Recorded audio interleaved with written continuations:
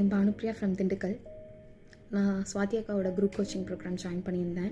Program join பண்ணுறதுக்கு முன்னாடி என் life பற்றி ரொம்ப க்ளூலெஸ்ஸாக இருந்தேன். என்னோடய லைஃப் பர்பஸ் என்ன கரியர் சூஸ் பண்ணுறது, இந்த மாதிரி நிறைய கேள்விகள் பதில் இல்லாமல் இந்த ப்ரோக்ராம் ஜாயின் பண்ணதுக்கப்புறம் இது எல்லாத்துக்குமே பதில் கிடைச்ச மாதிரி இருக்குது. இப்போ ஸ்வாதி அக்காவோட பாஷையில் சொல்லணுன்னா விக்டிம் மைண்ட் செட்லேருந்து மெயின் கேரக்டர் எனர்ஜி இப்போ இருக்குது. விசிபிளாக சேஞ்சஸ் எனக்குமே தெரியுது. நான் ரொம்ப இன்ட்ரோவர்ட்டாக இருந்தேன். குரூப் கோச்சிங் ப்ரோக்ராம் அப்போயும் ஜூம் கால்லாம் வீடியோ ஆன் பண்ணதே கிடையாது. இப்போ வீடியோ டெஸ்டிமோனியல் கொடுக்குற அளவுக்கு என்னோடய க்ரோத் இருக்குது. I'm so happy to see this. மெயினாக சொல்லணுன்னா it is and journey towards inside. நம்மளை பற்றி நம்ம நிறைய தெரிஞ்சுக்க முடியுது.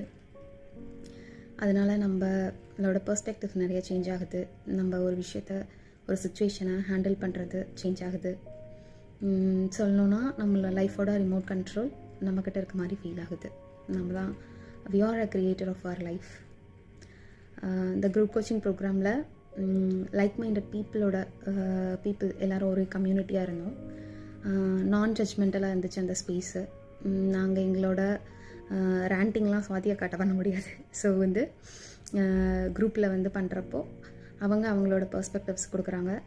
ஸ்வாதி அக்காவும் குரூப்பில் ஆக்டிவாக இருந்து அவங்களோட இன்புட்ஸ் கொடுத்துட்டே இருப்பாங்க.